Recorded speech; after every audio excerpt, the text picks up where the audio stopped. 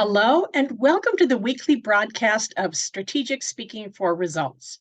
I'm Elizabeth Bachman, and today I want to talk to you about how to talk about what you're good at. We've talked about a lot of this on these broadcasts in terms of seeding your value with stories. At this point, we are in the middle of November, and I have a lot of clients who are in the midst of trying to figure out how to talk about themselves for their self-evaluations. Oh my God, what do I do? It's annual review time for many companies. And for many companies, you have to write your own self-evaluation. What happens with so many people is that they talk about vaguely about, I'm really good at organizing or people skills, or I'm a great communicator, which doesn't actually give you anything concrete to hold on to. So here are some basic tips, and follow me on social media because I'm going to be talking more about this. If you still need help with your self-evaluation or writing about yourself for your annual review, contact me here, wherever it is you're watching this. First of all, writing a self-evaluation is really hard. It's really hard to talk about yourself. Everybody has trouble with it, and it's the saying is you can't see the label when you're inside the bottle. Get somebody to help. Hopefully you have allies, you've organized allies. If you've been listening to me, you've already got your accountability partners and your allies. Practice your self-evaluation with, have someone else read it, because it's really easy to say, oh yeah, way back 6 months ago, I did this project, but I did it. I know how to do it. It was easy, so it's no big deal. Instead of talking about what are you really good at? If you are also saying, I'm really good at people skills, connecting with people, communications, etc.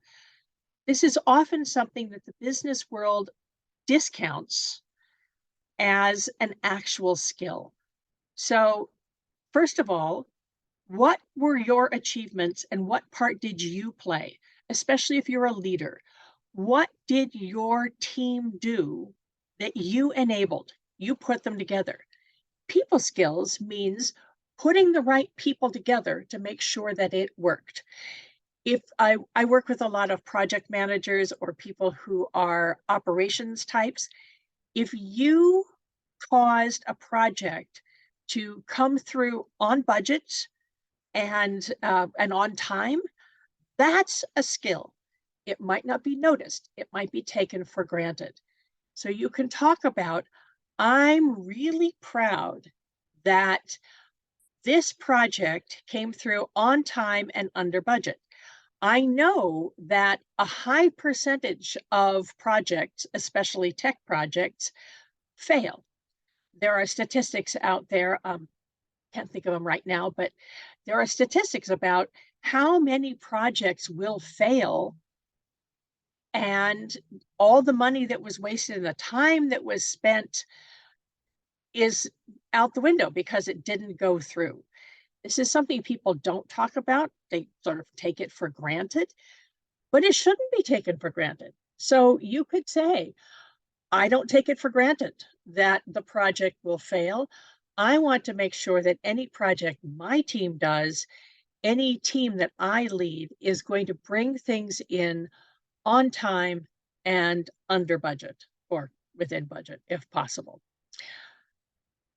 The value of things not going wrong is really hard to talk about. It's like looking at negative space. So what you need to do is compare it to what would happen if you hadn't been there.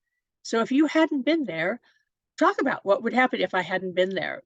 If you can find an example, do that. The other important part is, if you say, I do this, I'm really good at this, so that's, what's the benefit? Who's listening? Who needs to hear you, especially your manager, but also beyond your manager? Who do you want to have? Who do you want to have listen to you? If it's only your manager who's going to read your self evaluation, or if it's only your manager that you're talking about, is there any way that you can share a story about what you've done with other departments? When you talk about, here's something I'm really good at and that has saved the company X hundreds of thousands of dollars because we didn't have to pay for the repair. It went right, it went okay the first time. Or we didn't have to pay the lawsuits that come from not fixing the bugs. One other thing, please go to my YouTube channel and look for what do you do if you are denied a raise that you deserve.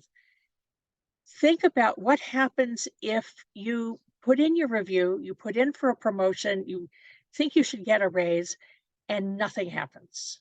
If they take you for granted, have a plan about what you could do if your evaluation is not recognized, if you're not recognized as good, or if we're going through layoffs now. So if there isn't a promotion available, if there isn't a raise available, what sort of stretch project could you ask for that would stretch you, make you visible?